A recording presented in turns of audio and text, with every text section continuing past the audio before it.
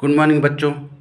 आज मैं आपको क्रिया के रूप कॉल का चौथा रूप बता रहा हूँ, जिसकी पहचान होती है।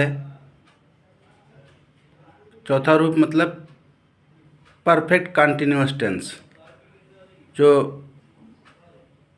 कॉल में पढ़ाया जाता है, जिसकी पहचान होती है ता रहा है, ती रही है, ते रहे हैं। ये प्रेजेंट परफेक्ट कंटिन्यूअस टेंस में यूज होता है, जिसमें इसकी क्रिया यूज होती है हैव बीन और हैज बीन। और एग्जाम्पल के तौर पे मैं आपको बता रहा हूँ, जैसे वह लिखता रहा है, तो इसकी पहचान होती है जैसे धातु प्लस ता रहा है, ती रही है, ते रहे हैं।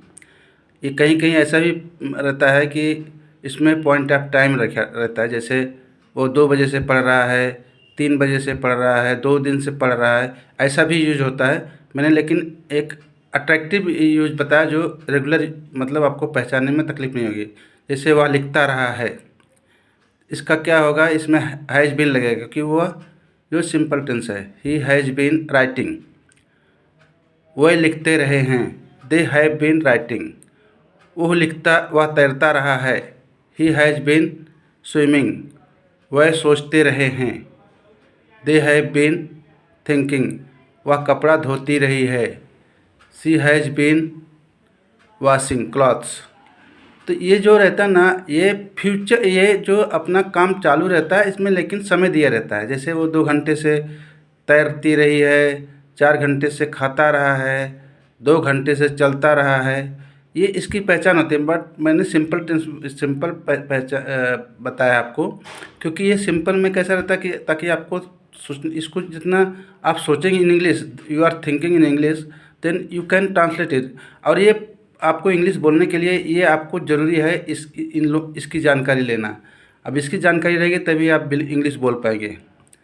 अभी इसमें एक कुछ अपवाद है, जैसे आप बीमार रहा है, यहाँ भी आप यूज़ कर सकते हैं हैज़ बीन। जैसे वह बीमार रहा है, सी हैज़ बीन इल। वह व्यस्त रही है, सी हैज़ बीन बिजी। वह शिक्षिका रही है, सी हैज़ बीन टीचर। वह नेपाल रहा है, he has been in Nepal. मतलब इसमें भी हैज़ बीन आपको यूज रहेगा, जो आपने परफेक्ट मतलब परफेक्ट मतलब पूरा आपने कोई काम किया हुआ है। ठीक है, अब मैं आपको पास्ट टेंस में चलता हूँ। पास्ट टेंस की पहचान है ता रहा था, ती रही थे, ते रहे थे। तो इसकी भी क्रिया होती है पास्ट टेंस में। ये हमेशा पास्ट में जो काम हो चुका था वही है। जैसे इसकी पहचान है हैड बीन। हैड बीन जो यूज होता है इसमें, जैसे वो आपको एग्जांपल के तौर पे मैं आपको बता रहा हूँ, वह लिखता रहा था, ही हैड बीन राइटिंग। वे नाचते रहे थे, दे हैड बीन डांसिंग। वह सोता रहा था, ही हैड बीन स्लीपिंग। वह रोती रही थी, शी हैड बीन वीपिंग। वे बोलते रहे थे, दे हैड बीन स्पीकिंग। और इसमें भी जो आप एक कुछ और वर्ड होते हैं जो आप इस ऐसे भी बना सकते हैं, जैसे वह बीमार रहा था, ही हैड बीन इल। वह अफसर रहा था, ही हैड बीन ऑफिसर। वो शिक्षिका रही थी, शी हैड बीन टीचर। वह दिल्ली रही थी, she had been in Delhi. तो ये आपको पहचान के लिए मैं बताऊँ, इसमें इसमें पॉइंट ऑफ टाइम लगता है। जैसे वह लिखता रहा था, वह 2 दिन से लिखता रहा था, वह 2 घंटे से लिखता रहा था, वह 2 बजे से लिखता रहा था। इस प्रकार से लिखा जाता है। बट आपको एक एग्जांपल दिया सिंपल बोलने के लिए, ताकि आपको बोलने में तकलीफ ना हो, इसलिए मैंने छोटे छोटे वर्ड में आपको मैं आपको कुछ प्रैक्टिस के वाक्य कल से दूंगा। ये चौथा दिन है ये आपका। इसके लिए आपको इंग्लिश बोलने के लिए ये सब ज़रूरी है आपको जानकारी लेना, क्योंकि अगर आपको जानकारी नहीं रहेगी ये सब, तो आपको बोलने में तकलीफ होगी। और बोलने के लिए ये सब जानकारी बहुत ज़रूरी है। जैसे अभी फ्यूचर टेंस के लिए रहता है, फ्यूचर परफेक्ट कंटिन्यूअस के लिए रहता है, इसकी पहचान होगा ता रहा होगा, ते रहे होंगे, ती रही होगी। इसमें क्रिया जो यूज होगी विल हैव बीन।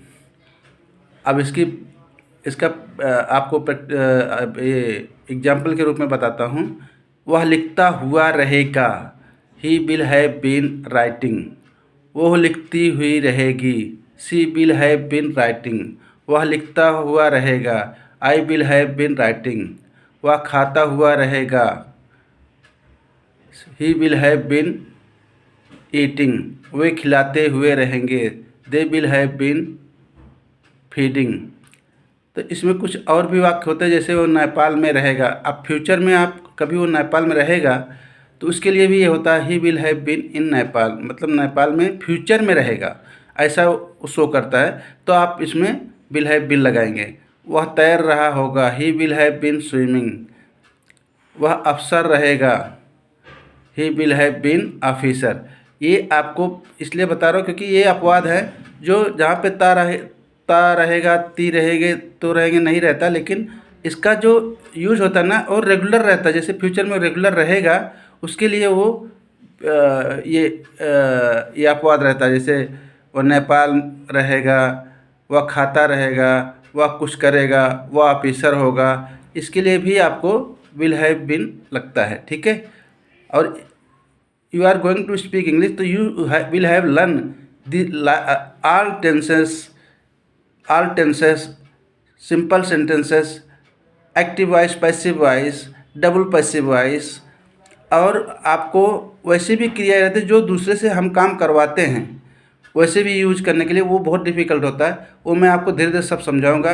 जब आप रेगुलर आप मेरे वीडियो देखेंगे तो आपको आगे भी मैं समझाता रहूँगा। आप मैं चौथा दिन है, 5वें दिन आपको मैं कल से लेके आऊँगा। आप कुछ प्रैक्टिस लेके आऊँगा जो टेंस की रहेगी, present tense, past tense, future tense, ये तीनों का मैं प्रैक्टिस लेके आऊँगा। उसके बाद आपका मैं चालू करूँगा सिंपल सेंटेंसेस। सिंपल सेंटेंसेस वो रहते हैं जिसमें काम होता नहीं है। टेंस में काम होता है, कुछ न कुछ काम होता रहता है, बट सिंपल सेंटेंस में काम नहीं होता। ठीक है।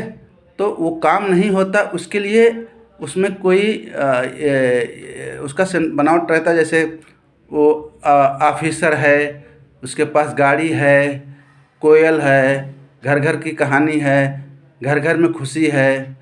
तो इसमें कैसा है, ये काम नहीं है, ये सिंपल सेंटेंस रहता है जिसमें काम होता नहीं है, इसमें कोई एक्टिविटी नहीं होती।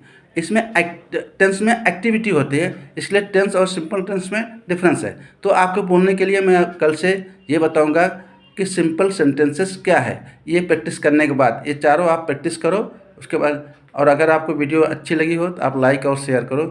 धन्यवाद।